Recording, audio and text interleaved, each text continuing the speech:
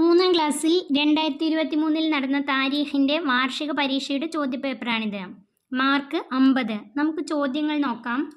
യോജിച്ചവ ചേർക്കാം. ബ്രാക്കറ്റിൽ തന്നിട്ടുണ്ട് ഷാം, അബവാ, ബക്ക, ജുർഹും. വലിയ നിയമത്തുകൾ ഉണ്ടായി ഹുവൈലിദ്. ഒന്നാമത്തെ ചോദ്യം, നബി സല്ലല്ലാഹു അലൈഹി വസല്ലം തങ്ങളെ ഏറ്റെടുത്ത ശേഷം ഹലീമ ബീവിക്ക് ഡാഷ്.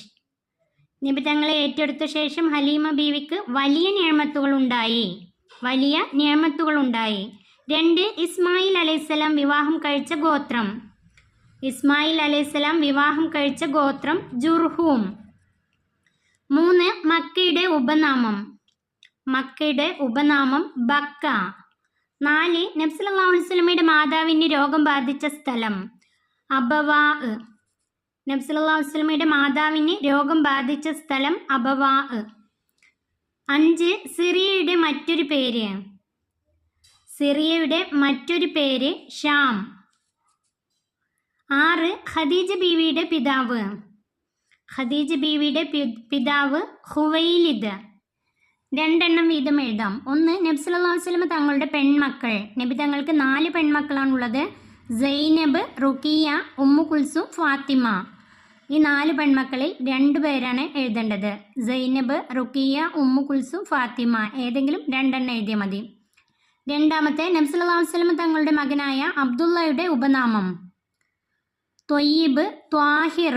അബ്ദുള്ളയുടെ ഉപനാമങ്ങൾ ത്വയ്യിബ്, ത്വാഹിർ. 3. ചെറുപ്പം മുതലേ നബി തങ്ങൾ വിട്ടുനിന്നിരുന്ന കാര്യങ്ങൾ. അക്രമം, അനീതി, ബിംബാരാധന. അക്രമം, അനീതി, ബിംബാരാധന. 4. ഹബഷയിലേക്ക് ഹിജ്റ പോയ 2ാം യാത്രയിലെ പ്രധാനികൾ.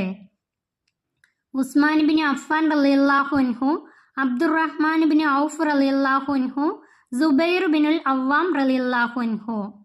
2 എഴുതിയാൽ മതി. ഉസ്മാൻ ബിൻ അഫ്ഫാൻ റളിയല്ലാഹു അൻഹു, അബ്ദുറഹ്മാൻ ബിൻ ഔഫ് റളിയല്ലാഹു അൻഹു, സുബൈർ ബിനുൽ അവ്വാം റളിയല്ലാഹു അൻഹു. 3. വ്യക്തമാക്കാം. അതിൽ ഒന്നാമത്തെ ചോദ്യം, ഹംസ റളിയല്ലാഹു അൻഹു ഇസ്ലാം മതം സ്വീകരിച്ച വർഷം. ഉത്തരം നുബുവത്തിൻ്റെ 2ാം വർഷം. നുബുവത്തിൻ്റെ 2ാം വർഷമാണ് ഹംസ റളിയല്ലാഹു അൻഹു ഇസ്ലാം മതം സ്വീകരിച്ചത്. 2. ഉമർ റളിയല്ലാഹു അൻഹു ഇസ്ലാം മതം സ്വീകരിച്ച വർഷം.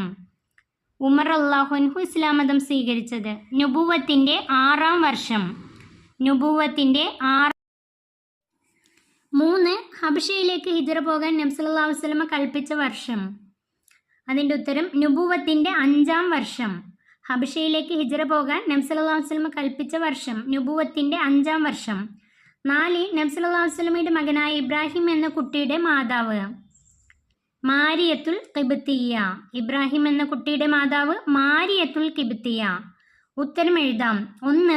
ഇഖ്റ എന്ന ആജ്ഞയ്ക്ക് നബി സല്ലല്ലാഹു അലൈഹി വസല്ലം തങ്ങൾ നൽകിയ മറുപടി എന്തായിരുന്നു? ഉത്തരം മാ അന ബിഖാരിഇൻ. ഇഖ്റ എന്ന ആജ്ഞയ്ക്ക് നബി തങ്ങൾ നൽകിയ മറുപടി മാ അന ബിഖാരിഇൻ. 2. നബി സല്ലല്ലാഹു അലൈഹി വസല്ലമയുടെ മകൾ ഫാത്തിമ ബീവി വഫാത്തായത് എപ്പോഴാണ്? അതിൻ്റെ ഉത്തരം നബി തങ്ങൾ വഫാത്തായി 6 മാസം കഴിഞ്ഞ്.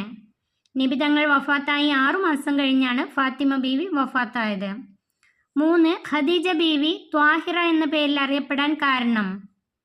അതിൻ്റെ ഉത്തരം വിശുദ്ധി കാരണം. ഖദീജ ബീവിയുടെ വിശുദ്ധി കാരണം ത്വാഹിറ എന്ന പേരിൽ അറിയപ്പെട്ടു.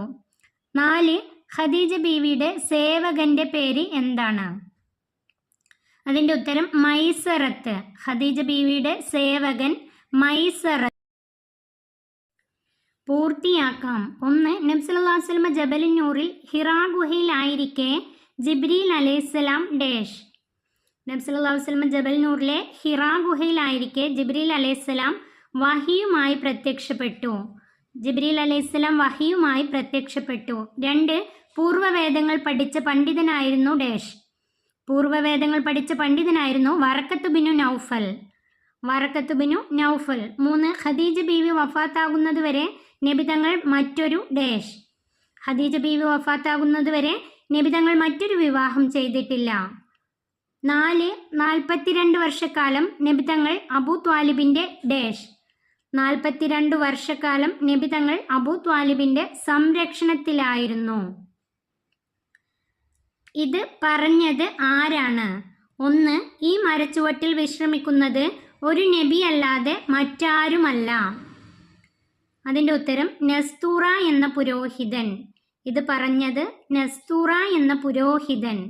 ഈ മരച്ചുവട്ടിൽ വിശ്രമിക്കുന്ന ഒരു നബി അല്ലാതെ മറ്റാരുമല്ല, നസ്തൂറ എന്ന പുരോഹിതൻ. 2 അള്ളാഹു ഒരിക്കലും താങ്കളെ കൈവെടിയുകയില്ല. ഇത് പറഞ്ഞത് ഖദീജ ബീവി റളിയല്ലാഹു അൻഹ. അള്ളാഹു ഒരിക്കലും താങ്കളെ കൈവെടിയുകയില്ല, ഖദീജ ബീവി റളിയല്ലാഹു അൻഹ. 3ാം ക്ലാസ്സിലെ താരീഖിൻ്റെ ഈ ചോദ്യപേപ്പർ ഇവിടെ അവസാനിക്കുന്നു. 3ാം ക്ലാസ്സിലെ പ്രിയപ്പെട്ട കുട്ടികൾക്ക് വീഡിയോ ഉപകാരപ്പെട്ടാൽ സബ്സ്ക്രൈബ് ചെയ്യാനും ലൈക്ക് ചെയ്യാനും മറക്കല്ലേ.